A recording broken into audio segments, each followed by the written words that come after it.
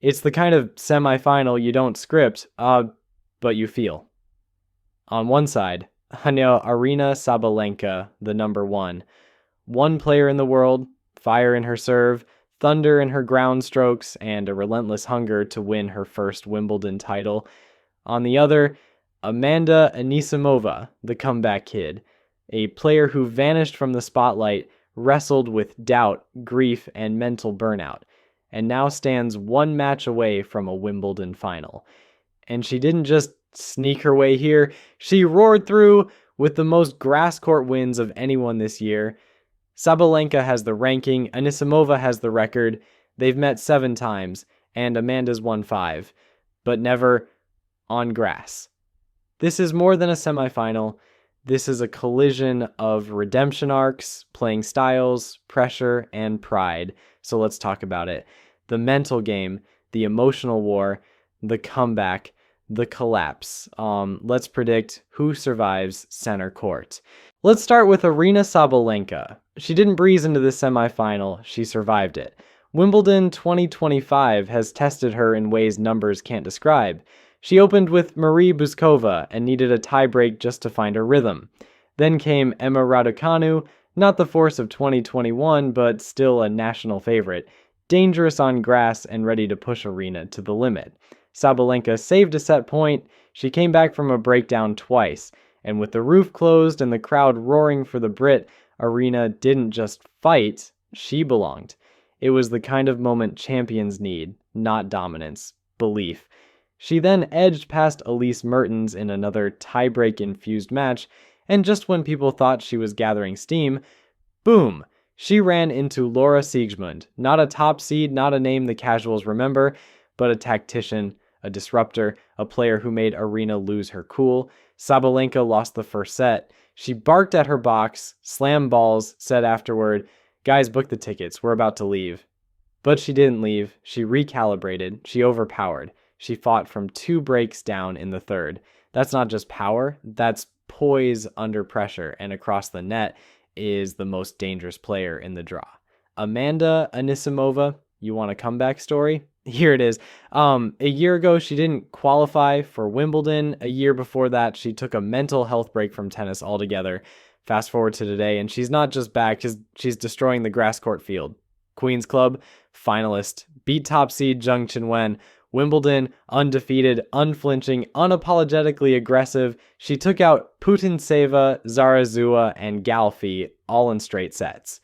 Even against Linda Noskova, when she lost a set and trailed 3-1 in the third, Amanda stayed locked in, rallied, refused to let go, but her quarterfinal, that was the turning point. Against Anastasia Pavlyuchenkova, Amanda blew through the first set, then walked into an 11-9 tiebreak dogfight in the second. She saved 5 set points. And when she finally won, she dropped her racket and hugged her nephew like she'd just won the whole damn thing. The media called it emotional. The fans, they saw it as a rebirth. This is no longer the junior prodigy who shocked Simona Halep in 2019. This is a woman who's clawed her way back, and she's got the receipts, 5-2 head-to-head versus Sabalenka. Best grass record of 2025, and a game tailor-made for slick surfaces, flat backhand, clean strikes, ice-cold demeanor. So the question now becomes, who cracks first? Because make no mistake, this isn't about power. Both can crush the ball. This is about timing, confidence, patience, belief. For Sabalenka, it's about legacy. She's been to the top. She's won a slam. She's been expected to win Wimbledon and has never done it. And this is her 3rd semifinal here. She's been here before, but if she loses this one to Anisimova again, the whispers become roars. Can she really handle grass? Can she close when it matters? She's the number 1, the favorite, the name on every bracket. But when Amanda walks on court, history walks with her. The last time they played, Amanda crushed her in Toronto.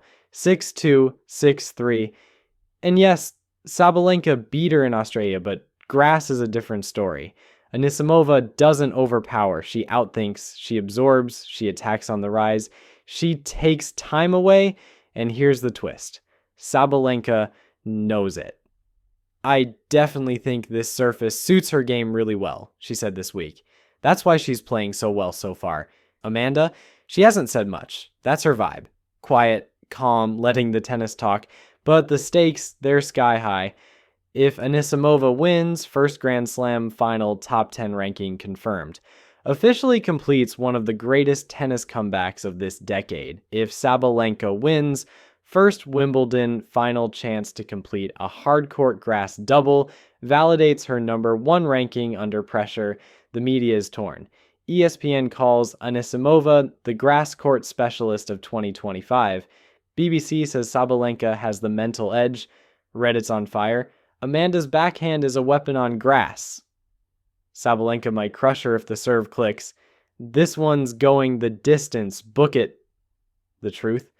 This might come down to one set point, one missed return, one gust of center court pressure, and it's going to be epic.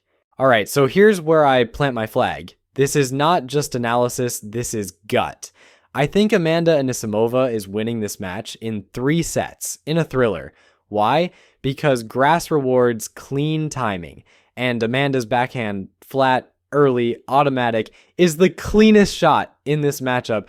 Sabalenka will bring the fire, she'll have her moments, but she's also been emotionally volatile this fortnight. Look at the Siegmund match. She almost lost her mind out there.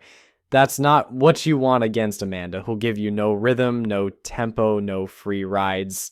Head to head, Amanda leads 5-2. That matters. And while Sabalenka has improved massively, winning slams, dealing with pressure, this Wimbledon has shown cracks. She's had to dig out of holes every round. That's draining.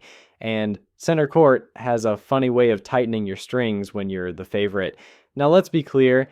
Sabalenka could absolutely win this. Like, she's got the game, the weapons, and if her serve clicks, lights out. But I believe in Amanda's momentum, her story, her clarity. She's playing like someone with nothing to lose and everything to prove. And I don't think she's done proving it yet. Amanda, in third. Let's pause for a second, because center court at Wimbledon isn't just another court. It carries ghosts, legends, echoes of finals past. You walk through that tunnel, and you don't just face your opponent, you face expectation, history, so the weight of eyes that don't blink. Sabalenka's been here before, but she's never won here. Anisimova? This is her first real dance with center court destiny. And here's what's wild. Sometimes the one who's new plays freer, looser, because they haven't had years of heartbreak here. They don't carry the almosts. They just swing. But there's also something else.